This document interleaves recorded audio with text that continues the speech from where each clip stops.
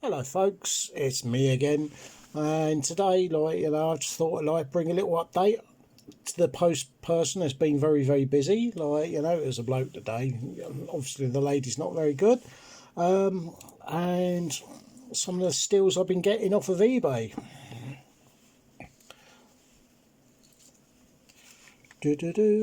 One, two.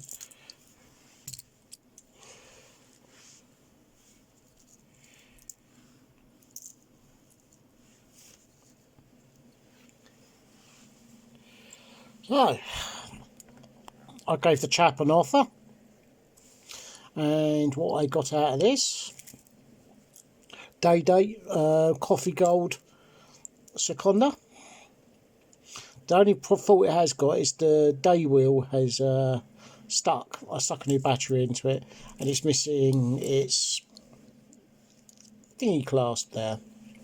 But stuck a new battery into it. I mean, it really does need a polish. It's not been well looked after, but it's old. I do like it. I like the day date ones. Next to it,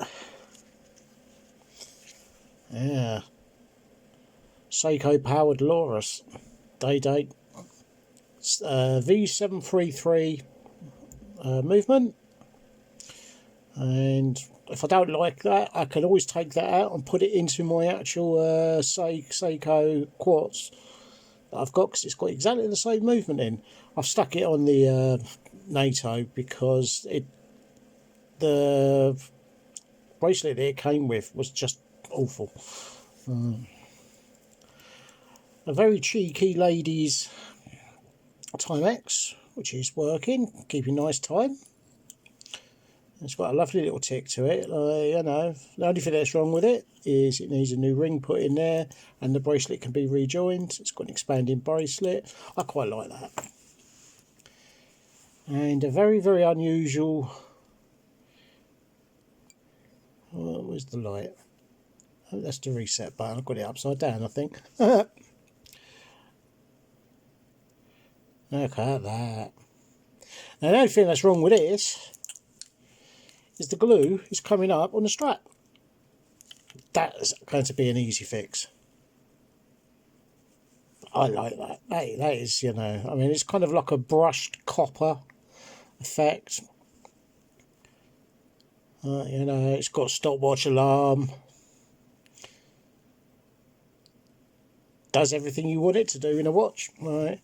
And this very old, time setter, which I haven't put a battery into yet, which has got this very unusual adjustable bracelet. When it's open, you have it, and it slides on the inside of there, and it's very unusual. It's a ladies' one. I mean, I'm not going to wear it, but somebody will. How about this then?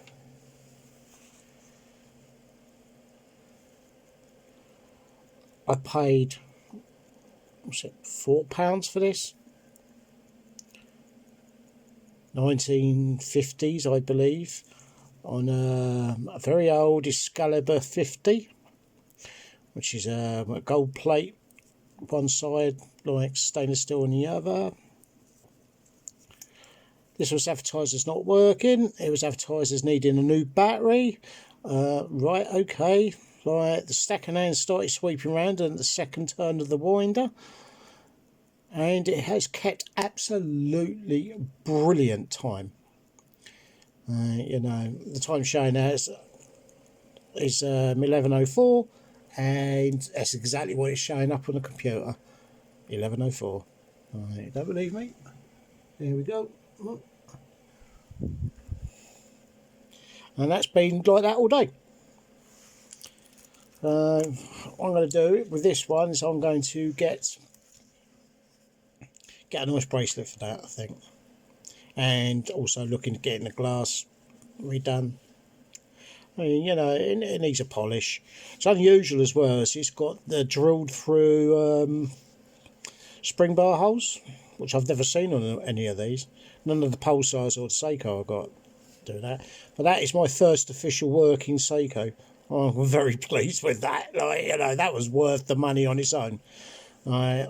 Everything but the Avia, the Avia 15 joules, I gave an offer for £10, and the bloke said, "Yep, okay." I do like that. That coffee gold is really, really nice, and it's very comfortable to wear. I'm very pleased with that. The only thing I'm a bit disappointed about is the date. The date is not working properly, but that's not a problem. It's only a Myota. It's the next one up from the 2150. So, you know, I mean, I can live without it. I don't really worry about what day it is or anything like that, you know. So, and I've been sorting out all my watch stuff. It is now all over here, as you can see. Boxes of watch stuff. There's boxes at the back of watch stuff. There's all my pieces, like, you know, on display. You know, there's my lovely Oscar Emil. That's one of my favourite watches. That is. Right. You know, there's my Amphibia. There's my Komandirskie. There's my other Seconda. You know, I mean, there's my Adidas. There's, like, you know, my fake chronograph, but it's just really nice to wear, as you can see. Russians, Fligers. Yeah, see the tank one there that's upside down? I've actually got a real one coming. You know, and it's a proper Komandirskie. It's not an Amphibia. Any Amphibians with the tank logo are wrong. They were never designed for sea use. There's my Secondas up the top, all looking nice and shiny. And there's, right, as you can see, these are my Eagle Mosses mainly. 1950's Pobeda from Russia. 1980 Olympic Slava. Komandirskie Cadet. French Aviators watch from Eagle Moss. I say two Adidas. They're virtually identical, but like they do look differently. And like a very, very pale yellow gold thing at the end with a fake chronograph thing on it. But, you know, so you know, I've been doing some loom stuff with this. You know.